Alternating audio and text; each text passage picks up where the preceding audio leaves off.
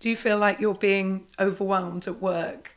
Are you a manager who literally just doesn't feel like you have a minute in the day free?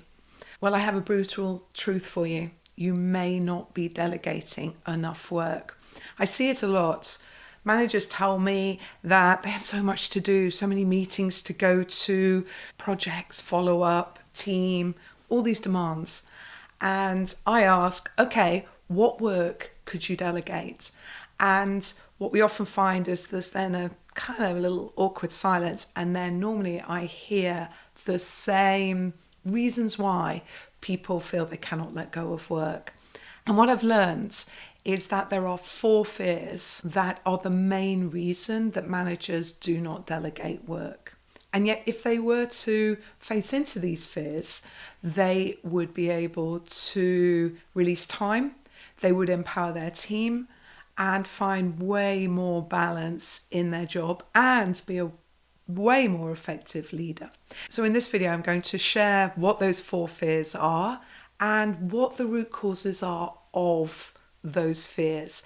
And that in turn highlights ways in which you can break the cycle and things you can do so that you reclaim your time to work on the things that are the highest priority, or even have a little bit of time left over for yourself. So what are the 4 fears? The first is a fear of losing control. And this is by far the most common concern that managers share with me, that if I release the work, I just won't know what's going on and it won't work. The outputs that I want won't happen. And I need to be on top of it because this is important. And feeling the pressure of maybe your managers looking down on you, you hold firm and think, I'll just do it myself. The second fear is that if you do release the work, that your team, really, they're just not really up to it. They haven't learned how to do that. They can't do it as well as you. So as a consequence, if you do release it, the work will be subpar. It wouldn't be the quality or standard that you could do. And as a consequence, it's safer just for you to do it yourself and not train that person up. And the reason that people don't normally train them up is because they're tight on time and the job needs doing right now. The third reason is, I think, a more subtle fear, but nonetheless very powerful. And it is that, say you released lots of this work to your team members and they do a good job, that there's the fear of, well, what about me? I do that bit. And if they do it, what role do I play? And am I needed? And am I replaceable? And that's often because managers don't have a clear view of the other things that they could be doing in their job that would be way more high value, both to themselves and to the team. The fourth fear is what I call the productivity fear. And it is that so much of successful productivity is measured by what I call busyness. You're in lots of meetings, you've got so many things to do. It's like a badge of honor, isn't it? That is what's being seen as productive is, rather than focusing on the quality of the outcomes and the results. So we feel a pressure to look busy, to fill all our time in a very demonstrable way. So it's easier to kind of keep doing things rather than stop and release those activities to our team and maybe run the risk of looking a bit less busy. Now, all of these are symptoms, and underneath them, I think there are 3 root causes that cause these fears and mean that managers can often hoard more work than they need to. This holding on to work is not just the overwhelm, but at its worst, what you can end up doing is micromanaging your team, just being too close and too in the action, not giving your team autonomy and space to do well, not creating engaging work that helps them learn and get better. And here is a much more genuine worry that I would have, which is if you don't create a work environment where your team members enjoy doing what they're doing and are challenged and have autonomy and know that you have your back and can support them as they do their work, you run the risk that the good people leave. to a place where they are going to get that environment. Some of your team will be quite happy with that, but it's the good people that you just don't want to lose. And you run that risk. So there are real valuable reasons for thinking about your delegation approach and getting it right. There are 3 root causes and the first is mindset.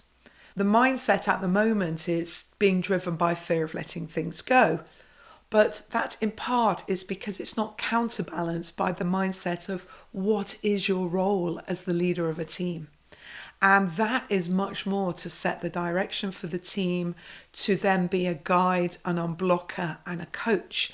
And these are all massively high value activities to do, the role and actions of leadership, but often not valued in the same way as producing the report or doing the nitty-gritty work.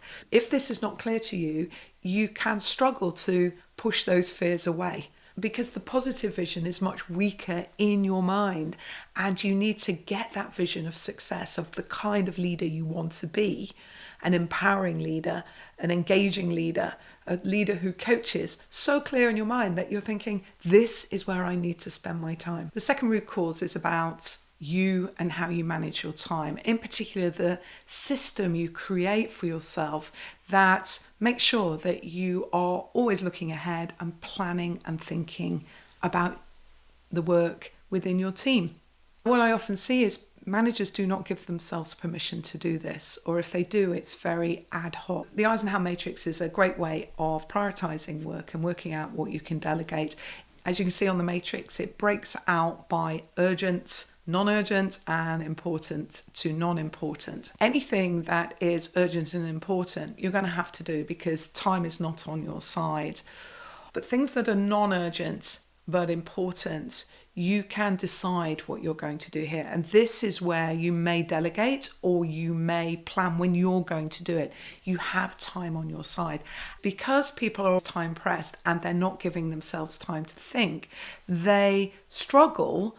Everything slides into the urgent, important box, as opposed to it wasn't urgent, but it is now. So planning your work out and having a system to do that.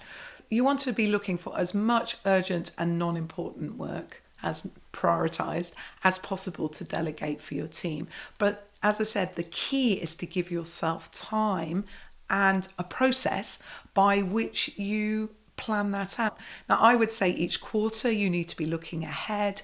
Each month you should be looking at that month. And then each week, that just gives you some tactical opportunities to look for delegate. But the actual really high value delegation moments will be in your thinking both on the quarter and on the month, not in the week. So the more you can do that and set up a ritual of planning and getting clear on the work within your team and the delegation opportunities that exist, the more confident you will feel in letting that work go, because you'll have time to think through how you delegate it, have time to have those conversations with your team so that you feel that they do know what they're doing and that you have time to coach them. Now, the absolute value of this is once you teach someone how to do something, they will just do it. And they have that capability to do it from then on in. But if you don't give yourself time to go through that step, you'll always be caught in this short-term, urgent, doing it yourself cycle. And that is what you want to get out. The third root cause I see is just discipline. So you may have the mindset of a leader. You may well be planning. You may have some habits that just distract you, like the shiny new thing, or you procrastinate and don't get going on work. So then it always keeps falling into that urgent box. And so this is about recognizing those habits and setting yourself up for success. And it's about consistency. So if you're clear on your mindset about your role as a leader, if you set yourself up with a good system, the discipline becomes easier to manage because it becomes more obvious. Are you on track or off track?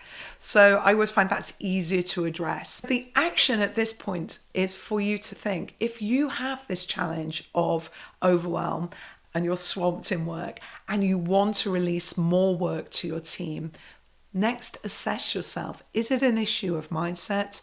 Is it an issue of system?